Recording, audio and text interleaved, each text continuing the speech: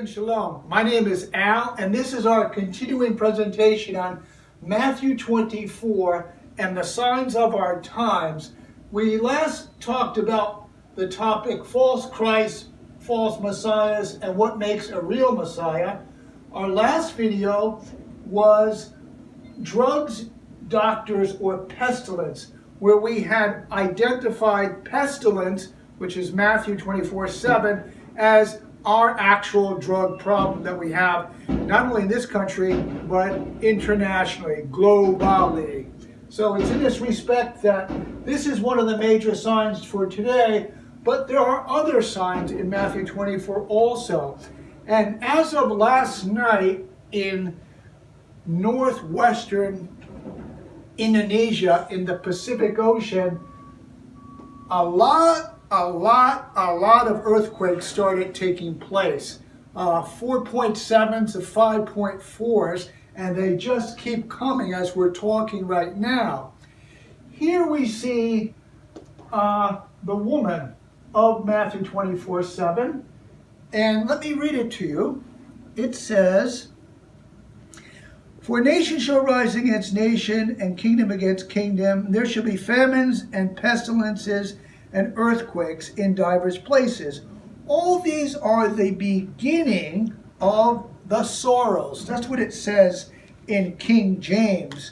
However, Isaiah chapter 13, verse 6 hits it on the head a lot more accurately, where it states, "Howl, for the day of Yahweh is at hand. It shall come as destruction from the Almighty. Therefore shall all the hands be faint, and every man's heart shall melt. And they shall be afraid. Pangs and sorrows shall take hold of them. And they shall be in pain as a woman that travaileth. And they shall be amazed one at another, and their faces shall be as flames. Behold, the day of Yahweh cometh." And verse 11, "And I will punish the world for their evil."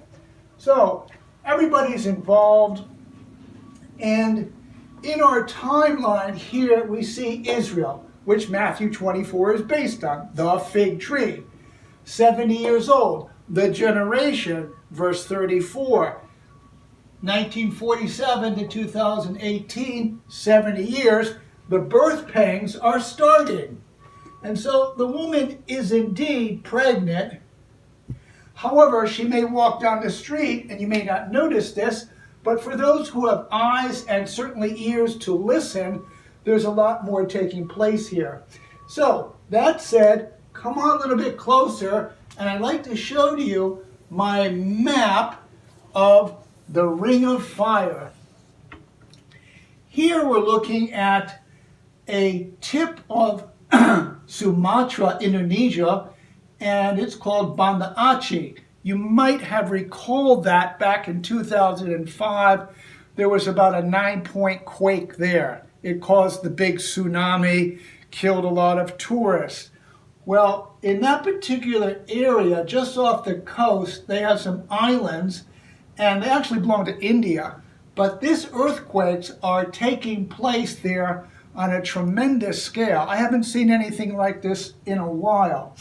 I'd like to bring to your attention a website. It's called www.earthquake-report.com, and they monitor earthquakes by the moment. So you can track it there. Notice I said www, which of course is really in Hebrew 666. That's part of this presentation, as we will see as we move down the line.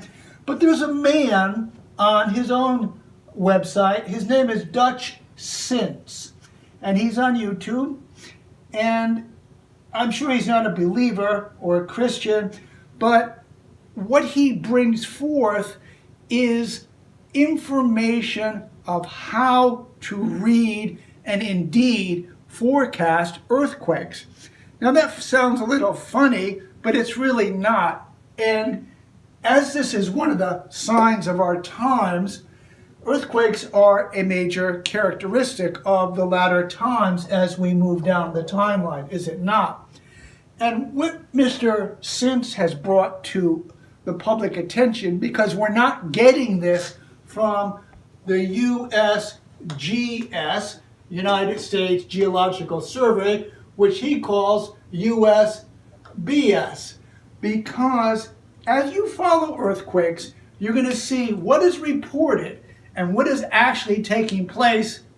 Two different things. The quakes are becoming much more prevalent and stronger. I've been following this myself for the last year or so. And it's a really amazing story. And it begins like this. Over here, just northwest of New Zealand, it's called the Kermadec Trench area. This is actually where all earthquakes in the world originate. Just imagine the world that you live in like this. In the middle, you have liquid stone. And then it cools as it works its way out, like a sponge. It kind of dries out. But there's major veins coming up from the liquid stone. And as it percolates up, it's like a bubble of energy, and then it pops. Well, the popping is all taking place here, and it sends out energy that goes around the world like a wave. For example, if you were to take a stone and drop it in a swimming pool, that wave would equally be dispersed and go around the entire circumference of the pool. Well, this is the pool, which we call the Ring of Fire, and these mountain ranges called trenches under the ocean are the superhighways where the force comes up and follows the same course and direction all the time. And it moves along, and wherever there's a weak point, it drops off an earthquake. But it keeps going.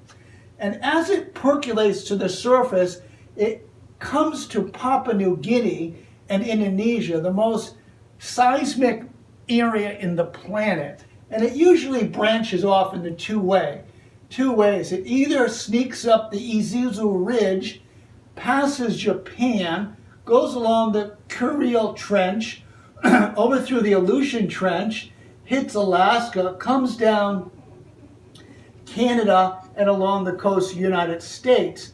Now, it doesn't stop there. There's fracture zones all along here, which are weak points. And if it's weak enough, it's going to give way, and you're going to have an earthquake. Within the United States, just east of Yellowstone, there's a giant hardened part of our continent called the Craton. And these force that's coming down from the north goes under this and sneaks over here past the New Madrid Fault Zone.